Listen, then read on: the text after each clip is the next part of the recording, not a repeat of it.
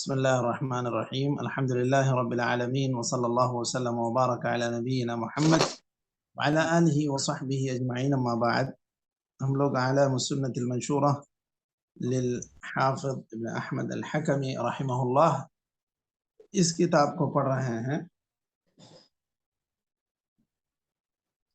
اور اس کتاب میں ہم لوگ سوال نمبر 138 پڑھنے جا رہے ہیں، اور سوال نمبر 138 ہے ما دلیل الایمان بالقدر جملۃ، اور یہ ہمارے تسلسل کے اعتبار سے حلقہ نمبر 48 ہے۔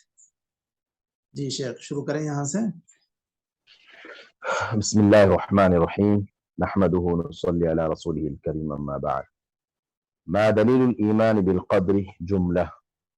قال الله تعالى وكان أمر الله قدرا مقدورا، وقال تعالى ليقضي الله أمرا كان مفعولا، وقال تعالى وكان أمر الله مفعولا، وقال تعالى ما أصابكم من مصيبة إلا بإذن الله ومن يؤمن بالله يهد قلبه، وقال تعالى وما أصابكم يوم التقى الجمعان فبإذن الله، وقال تعالى الذين إذا جی شیخ اس سے پہلی والی آیت کیا پڑھیں؟ سورۃ تغابن کی ما أصاب من مصيبة إلا بإذن الله ومن يؤمن بالله يهد قلبه.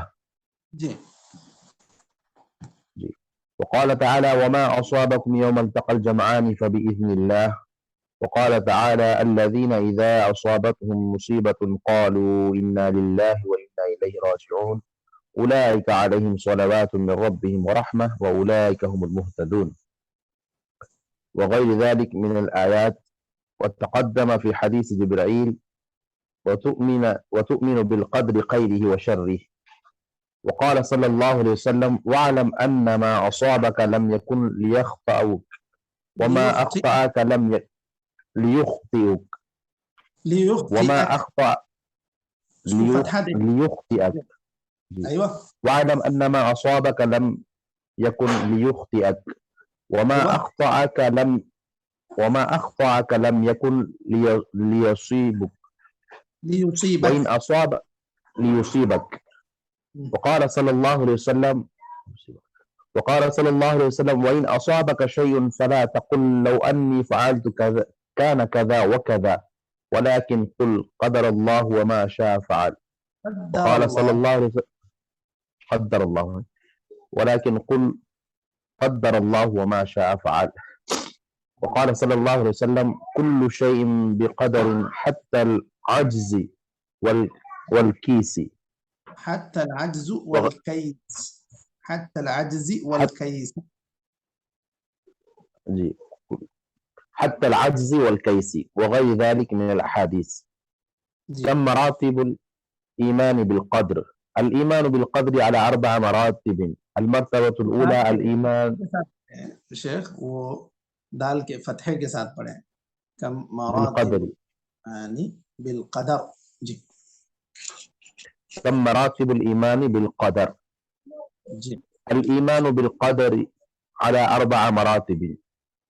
المرتبة الأولى الإيمان بعلم الله المحيط بكل شيء الذي لا يعزب عنه مثقال ذرة في السماوات ولا في الأرض، وأنه تعالى قد علم جميع خلقه قبل أن يخلقهم،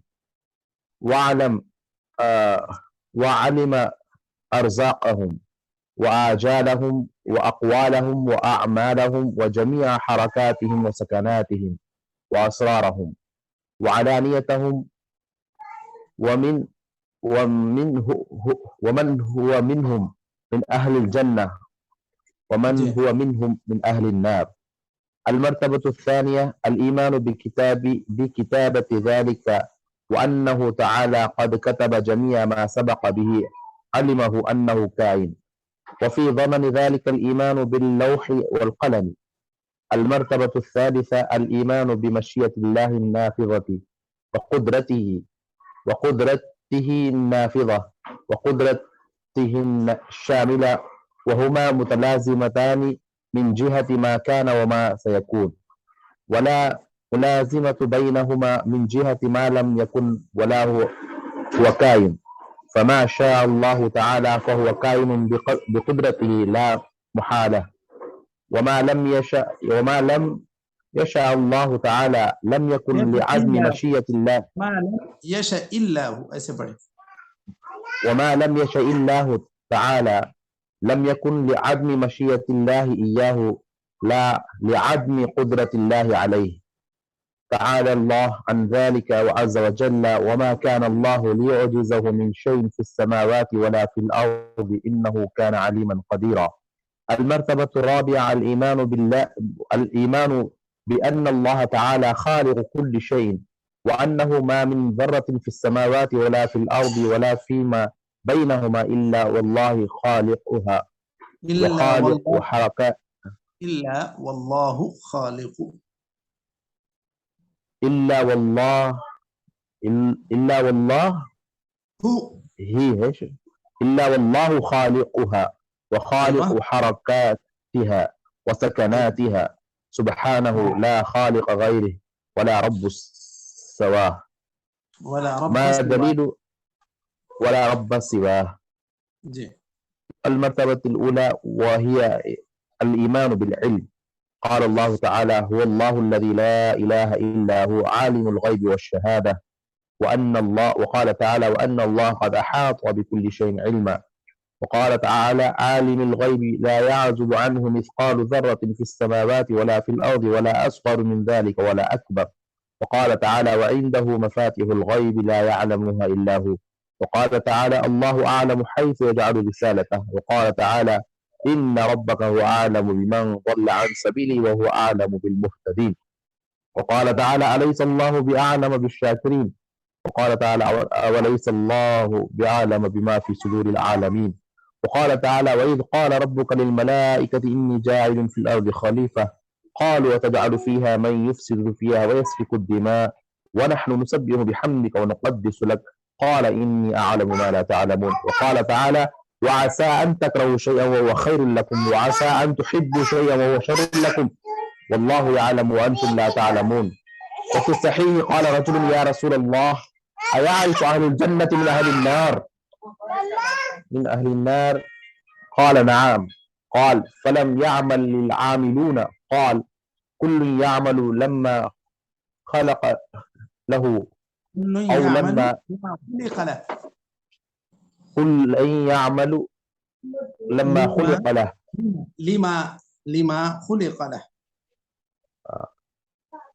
لما خلق له أو لما يسر له. وفيه سئل النبي صلى الله عليه وسلم عن أولاد المشركين فقال: الله أعلم بما كانوا عاملين. وفي مسلم قال رسول الله صلى الله عليه وسلم: إن الله خلق للجنة أهلا خلقهم لها وهم في أصلاب آبائهم، وخلق للنار أهلا خلقهم لها وهم في أصلاب آبائهم. وفيه قال: إن الرجل لا يعمل عمل أهل الجنة فيما يبدو للناس وهو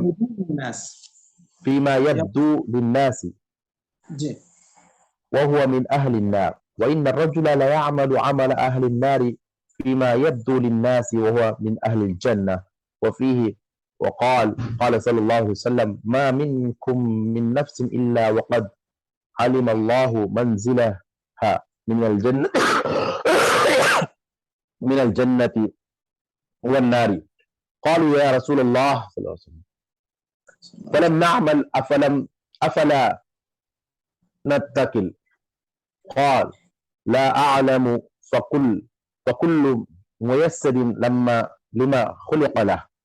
ثم قرأ: فأما من أعطى واتقى وصدق بالحسنى إلى قوله فسنيسره للعسرى وغير ذلك من الأحاديث. طيب يا شيخ كافية. بسم الله الرحمن الرحيم. الحمد لله رب العالمين والله وسلم وبارك على نبينا محمد وعلى آله وصحبه أجمعين. أما بعد, हम लोग आलम सुन्नत मंशूरा लिल-हाफिज़ अहमद अल-हकमी रहमहुल्लाह इस किताब को पढ़ रहे हैं और इसमें हम लोग आज सवाल नंबर 138 पढ़ रहे हैं. यह हल्का नंबर 48 है. سب سے پہلے ابھی جو ایمانیات کی ترتیب تھی مؤلف رحمہ اللہ نے بالترتیب ایمان کے ارکان ذکر کیے تھے، ان تؤمن باللہ وملائکتہ وکتبہ ورسلہ والیوم الآخر والقدر خیرہ وشرہ. تو یہ چھٹا رکن ہے ایمان کا جس کے تعلق سے تفصیل یہاں بیان کی جا رہی ہے. اس میں تقدیر سے متعلق آپ نے مختلف سوالات کے انداز میں اس کو سمجھانے کی کوشش کی، اور اس میں سب سے پہلے آپ نے ما دلیل الایمان بالقدر جملتاً، سب سے پہلا سوال ہے کہ تقدیر پر اجمالی ایمان کی کیا دلیل ہے. ما دلیل الایمان بالقدر جملتاً. اب دیکھیے جواب یہاں پر یہ آیت سے پیش کر رہے ہیں، وَكَانَ أَمْرُ اللَّهِ قَدَرًا مَقْدُورًا. اللہ تعالیٰ کا جو حکم ہے وہ ایک ایسی تقدیر ہے جو ہو کر رہے گی، اور گویا کہ یہ فیصلہ ہو چکا ہے. اور اسی طرح اللہ تعالیٰ نے کہا لِيَقْضِيَ اللَّهُ أَمْرًا كَانَ مَفْعُولًا. ہوا کیا تھا، یہ جو آیت سورہ انفال کی ہم لوگ پڑھ رہے ہیں، اس سے پہلے کیا ہے ٹکڑا مشائخ؟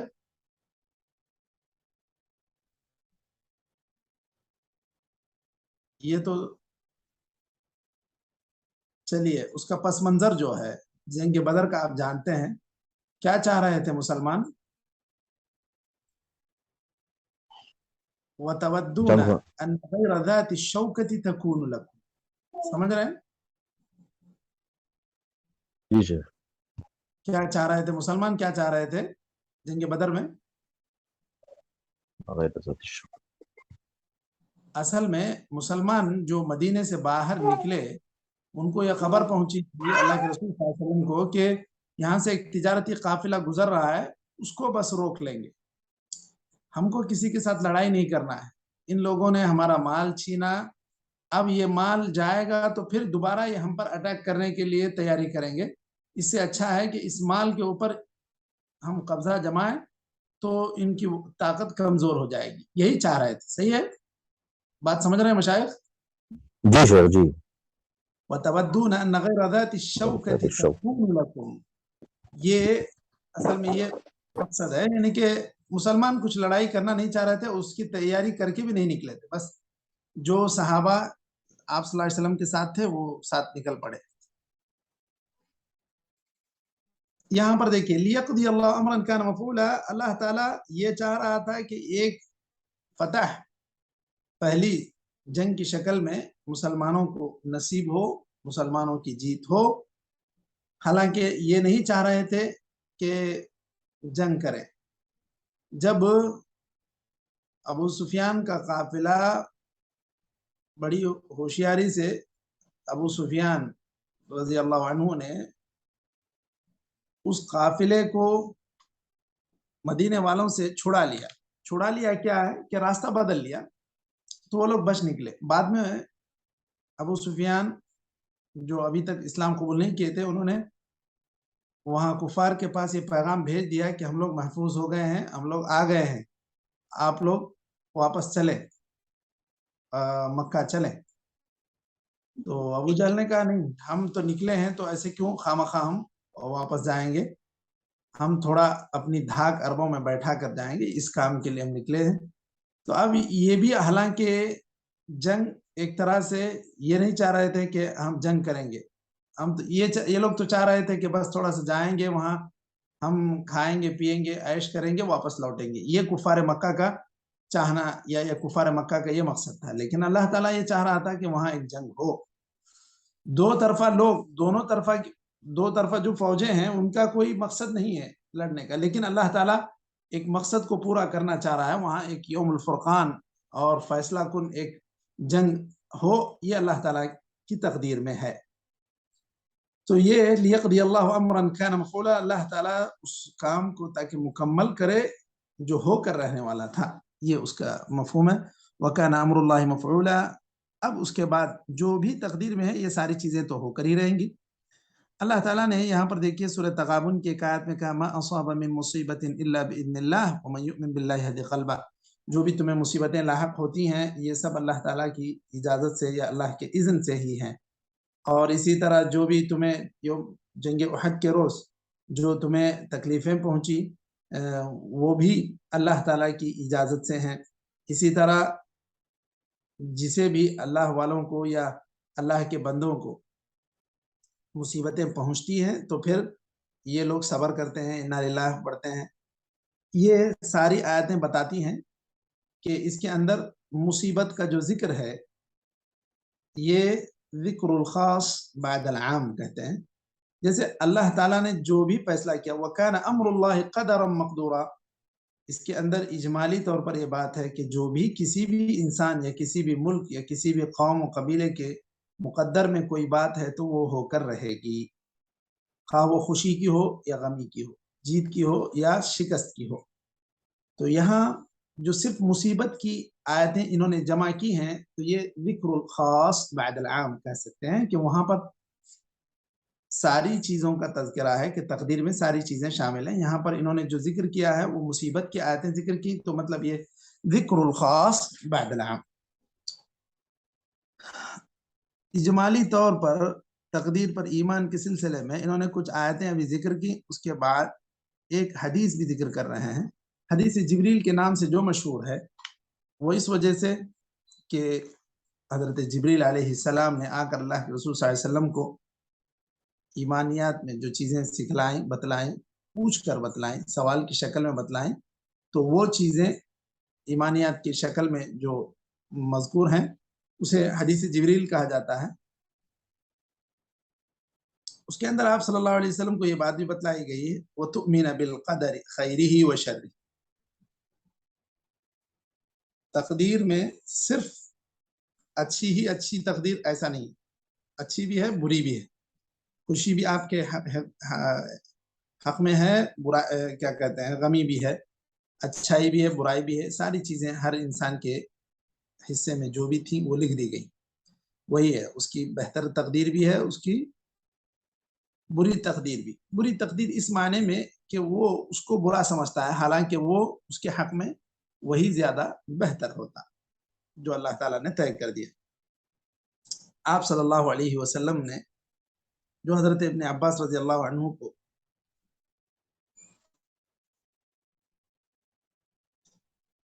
جو باتیں ذکر کی تھیں اور کہا تھا دیکھو جو بھی تمہیں لاحق ہو گیا ہے یا پہنچ گئی ہے مصیبت وہ تم سے چوکنے والی نہیں تھی.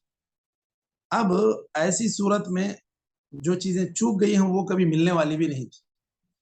تو تم ایسا نہ کہو، یہ بھی دوسرے احادیث میں یہ چیز ذکر ہے. دیکھیے وَإِنْ أَصَابَكَ شَيْءٌ فَلَا تَقُلْ لَوْ أَنِّي فَعَلْتُ كَذَا كَانَ كَذَا لَوْ أَنِّي فَعَلْتُ لَكَانَ كَذَا وَكَذَا.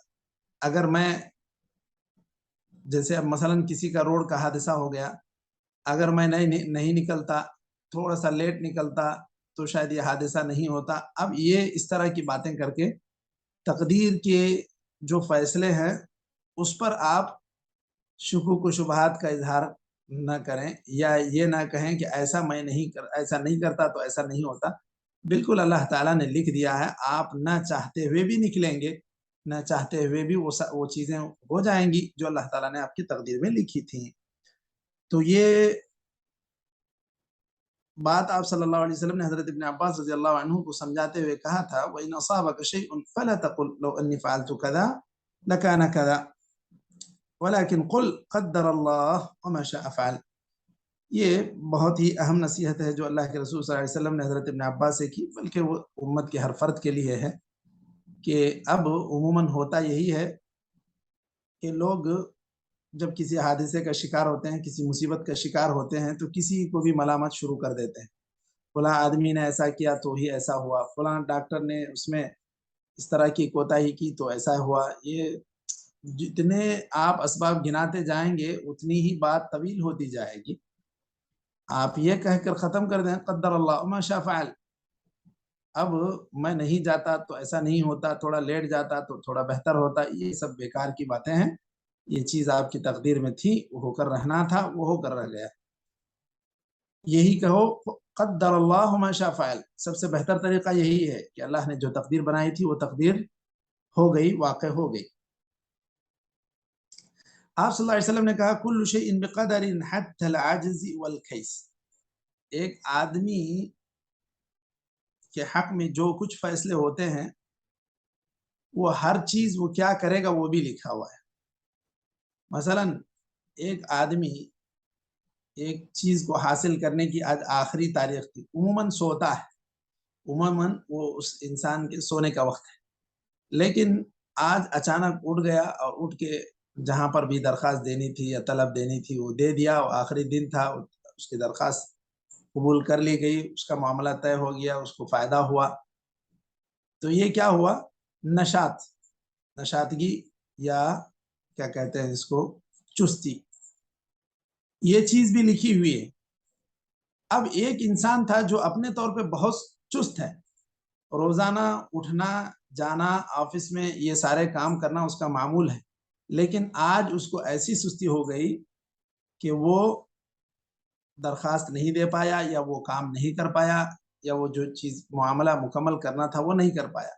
تو کیا یہ چیز بھی تقدیر میں ہے یا نہیں ہے مشائخ؟ جی ہے شیخ، تقدیر میں ہے، یہ چیز بھی تقدیر میں ہے کہ آج آپ سست ہو جائیں گے، حالانکہ آپ بہت چست تھے، اس کے باوجود آپ سست ہو جائیں گے تو آپ کی وہ ٹرین چھوٹ جائے گی، فلائٹ چھوٹ جائے گی، جو بھی ہوگا جو طے تھا وہ ہو کر ہی رہے گا۔ عموماً آپ بہت چست رہتے ہیں ایسے معاملوں میں، لیکن جو اللہ تعالیٰ نے اگر کسی دن آپ کے لیے کوئی بات طے کر رکھی ہے تو وہ ہو کر رہے گی۔ اس طرح اللہ تعالیٰ کی تقدیر کو ہر مصیبت میں، ہر خوشی میں یہ مان کر چلیں کہ یہ ایمان کا رکن ہے، اور یہ ساری چیزیں اللہ تعالیٰ کی طرف سے طے شدہ ہیں۔ ایسا کرتے تو ایسا ہوتا، یہ کہنا یہ سب جو ہے فَإِنَّ لَوْ تَفْتَحُ عَمَلَ الشَّيْطَانِ، کہ یہ سب لو کہنا یا یہ اگر ایسا کرتے تو ایسا ہوتا، تو یہ ساری چیزیں شیطانی دروازہ کھولنے کے لیے گویا کہ گفتگو کا سلسلہ جو جاری ہوتا ہے۔ تو بہتر یہ ہے کہ انسان ایسی صورت میں اگر قدر اللہ ما شاء فعل کہہ کر یہ عقیدہ رکھتے ہوئے کہ یہ ساری چیزیں میرے مقدر میں تھیں، ہو گئیں، تو اللہ تعالیٰ اس کو اس کی بنیاد پر ثواب بھی دے گا۔ اگر کوئی مصیبت ہے صبر کرے تو ثواب دے گا، خوشی ہے شکر کرے تو بھی اللہ تعالیٰ ثواب دے گا۔ عجبا لامر المؤمن ان امره كله خير ان اصابته ضراء صبر